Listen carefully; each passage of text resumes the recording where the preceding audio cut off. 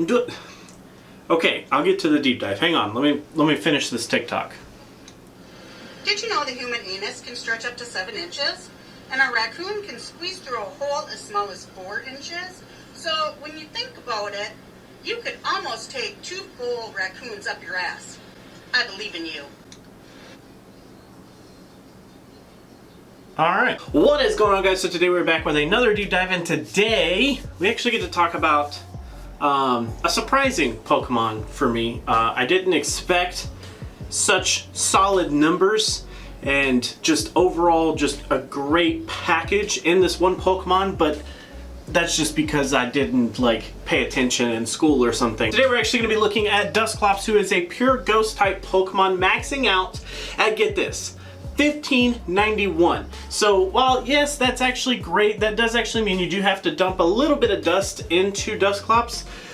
Unfortunately, that can suck. But so the good thing is that actually makes a great performer, and getting into a little bit deeper into his numbers, you'll figure out that this is such a good thing. So with that being said, to get the most stat product out of your Dusclops in the Great League, you do want to shoot for an 8, 15, 15 at 39.5, which does yield an exact 1500. I know level 39.5 is pretty freaking high and very, very costly, so maybe a lucky one would actually be a decent investment there.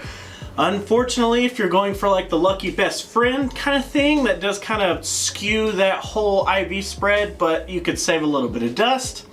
So depending on where you want to min-max, if you want to min-max your performance versus your cost, that's kind of up to you. Now, according to all of the Pokemon in the Sinister Cup, when we rank them by bulk and then by stat product, Dusclops is actually 10th in bulk and then 9th in stat product, which is actually really freaking good. So to figure out why, looking at the base stats here, we have an attack of 124, a defense of a whopping 234, and then a stamina of 120. So not quite the most perfect ideal situation, but that defense stats makes this freaking Pokemon huge. Our attack being so low does actually help with our TDO quite a bit, so all around very, very solid so far. But like we know, the moves can actually make or break Dusclops for us here. So let's actually take a look at all of the moves that we have here. So starting off with our fast moves, this is kind of the controversial part about Dusclops. There seems to be a divide on whether we want to run Feint Attack or Hex. Now, of course, in true deep dive fashion, of course, I ran all the numbers for this. So let's talk about these two moves really fast, and then we'll talk about some charge moves, and then we'll get into which one of these moves performs better or worse than the other. So Feint Attack coming in at 3 energy per turn for 3 damage per turn. Decently solid. We don't have any stat benefits because we don't carry that dark typing. Hex, though, for 3.66 energy per turn, you do get 2 damage per turn, but because it is a ghost type move, it does get bumped up to the 2.4 on the damage per energy. It does get bumped up to 2.4 on the damage. So because we do carry that ghost typing and we get that stat benefit, we do get a little bit extra of the damage out of it. But I mean, all in all, I mean, Feint Attack is going to be the more well-rounded, very even, 3 energy, 3 damage. Very solid. Hex is a little bit more riskier, I believe, because you get a little bit more energy, but you also forfeit some damage, which can actually put you behind right out of the gate if you're not careful. So the first charge move that we have is Shadow Punch at 35 energy for 40 damage at a 1.14 damage per energy ratio. Not the greatest in terms of payoff, but it's okay. Because we do have that ghost typing, of course, it does get bumped up to 48 on the damage, which does raise that efficiency up to a 1.37. So for what that's worth, that's okay. It's still not quite our best efficient move, but it's not far off, unfortunately.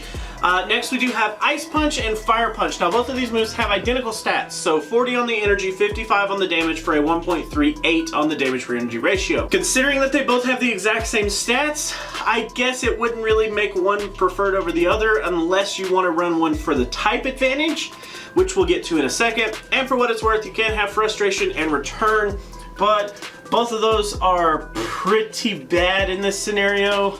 I can't no, I don't like it. So when you actually take into account all of those charge moves, we do have a very interesting package with Shadow Punch, of course, I think is probably going to be on every single Dusclops out there. I see just no distinct wrong in running it. Ice Punch and Fire Punch could be a toss-up. So there are a couple of Pokemon that I feel like Ice Punch could be decent for, but there are a lot more Pokemon that actually have problems with Fire Punch in this cup specifically. Fire Punch is actually going to be the one that just seems to be the most level-headed, best idea to just go with.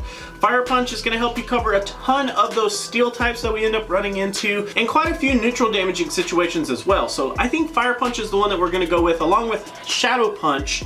But let's actually figure out for our fast move which one we want to go with. Here we actually have all of the entire cup. So this is everything that's on PB Poke listed under the Sinister Cup.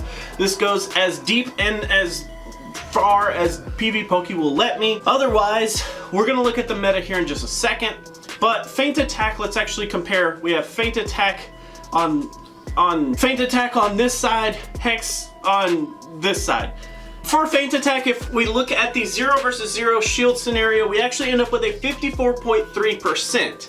On the Hex side for things, we do have a 59.6, so we do have to give some credit to Hex there. In the 2 versus 0, we start out with a 98.9 on Feint Attack with a 97.6 for Hex.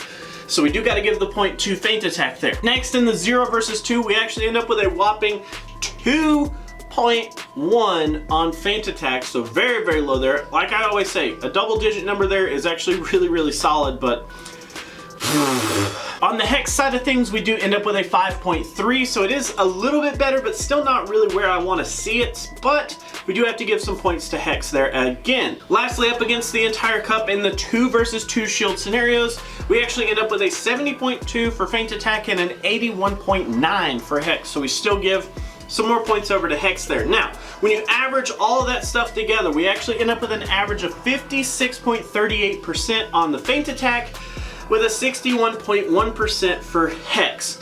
So averaging out all those numbers ends up giving us a decent indicator on how well our performance is going to be just in general, up against the entire cup. How well do we kind of do?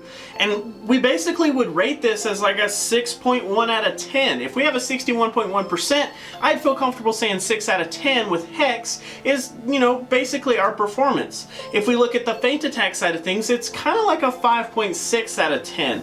Not really like as good as Hex on average, but still actually not too far behind. Now let's actually shift into the entire meta here and take a look at everything in the meta. And this is, you know, the 26 Pokemon and movesets, because there's Poliwrath that has 3 friggin' movesets, Medicham has 2. There's quite a few like double Pokemon, just different movesets, whatever. Feint Attack in the 0 versus 0 ends up with a 38.5, while Hex ends up with an astonishing 50%.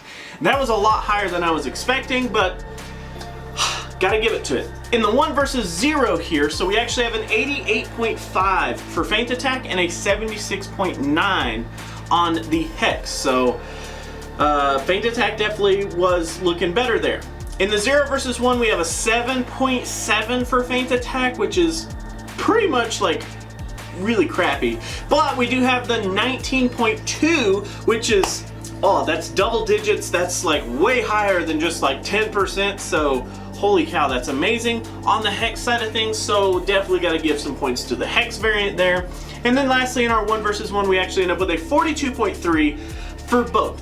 So kind of interesting that we end up doing the exact same performance on both of those, but for what it's worth, when we average all of that stuff together, we actually end up with a 44.25 on the Feint Attack with a 47.1 on the Hex. This was pretty surprising to me because I figured the Dark variant would just be so much better.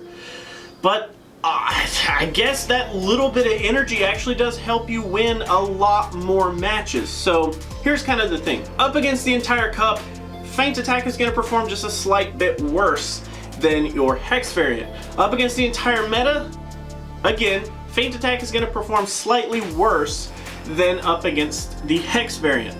The biggest thing though is that it's weird because the Hex variant still ends up beating the Feint Attack variant. So whereas we looked at the Steelix situation between Dragon Tail and Thunderfang, this one's kind of different because even the one that outperforms the other still beats the other variant. So the only thing that the Dusclops with Feint Attack really has is more of a generalistic approach maybe, but even then it doesn't even beat more than the Hex variant. So for the purposes and for the rest of this video, and for reasons that I don't really grasp as to why people prefer Feint Attack over Hex, we're gonna go with Hex for the rest of this video. So our moveset for the rest of the video will be Hex, Shadow Punch, and Fire Punch. Now, getting into that meta breakdown. So in the 1 versus 1 shield scenario, we ended up with a 42.3 on the Hex variant. Let's actually take a look at all of these Pokemon that end up appearing here. So on the side that we went up against, we have Power Up Punch Medicham, Dynamic Punch Medicham, Gallade, Alolan Raichu, Banette, Bubble and Power Up Punch Poliwrath, the Feint Attack Dusclops, Gardevoir, Lugia, Bronzong, and the Bubble and Dynamic Punch Poliwrath. Interesting. The Poliwrath is just one of those that I cannot, like, I mean, I guess it's gonna do worse if it like has like fighting type moves, but it's still really weird that we would be able to beat it. Either way. Anyways, so our two ties, we do actually have two ties here, are of course ourselves, the Hex variant Dusclops, and Empoleon does tie up against us here. So for what that's worth, Empoleon, decent, I guess. You still, you know, die, but whatever. Girafarig is a loss, Claydol, Mawile, Thunderfang Steelix, Dragon Tail Steelix, Cresselia Driftbloom, Hex Alolan Marowak, Firespin Alolan Marowak, Probopass Haunter, Mudshot Poliwrath, that was hard to say, and Bastiodon. All gonna be your losses there. So out of all these losses, let's actually take a look at each individual typing to kind of break this down a little further. If we look at our ghost types, we only have 3 ghost types. 4 ghost types. 3 ghost types with one like variant of one. I don't know. I hate the way that this is broken down. Our ghost types are going to be Driftbloom. Wait, did I say Driftbloom earlier? Driftbloom. Driftbloom, Alolan Marowak, both variants, yes, the Hex and the Firespin, and Haunter. So even though we do have that Hex as our fast move and we are pushing super effective damage up against all 3 of those Pokemon straight out of the gate, we still end up losing to them. And I would go on record as saying Driftbloom, insanely bulky. I know that that Pokemon is insanely bulky, and it might just actually have just a tad bit more bulk than us. It's got a lot more punishing moves that we kind of just don't have. Our damage output is quite low. We do a lot of chip damage with Dusclops. I would actually consider Dusclops to be similar in performance to maybe Celio, something that doesn't really like have a ton of damage, but dude, does it punch so many charge moves, like constantly. It just likes to spam charge moves, which is, oh, it's so good. It's such a good play. Either way, outside of that, we do have the psychic typings, which are going to be Girafarig, Claydol, and Cresselia. So Girafarig, it does carry that normal type, so of course it's going to be pretty much an uphill battle from the start. Claydol does have quite a bit of bulk itself, and I mean, unfortunately it just we lose. And Cresselia, of course, is a gigantic wall that we just don't have enough damage to output to actually take it out. Inside the fighting types, we do have Mudshot Poliwrath, which is interesting. I'm assuming that Mudshot just kind of gets it to those charge moves a little bit quicker than the Bubble variant, but it allows it to just kind of keep rolling a lot more smoothly up against the Dusclops. And then in the Steel types, so the Steel types, of course, are kind of the bigger category that we lose up against, but we do have that Fire Punch to kind of like turn the tide if we're able to. You gotta remember, all these simulations are run from a dead stop, so it's not like you can kind of have some energy saved up and then toss it out on a Steel type or anything like that.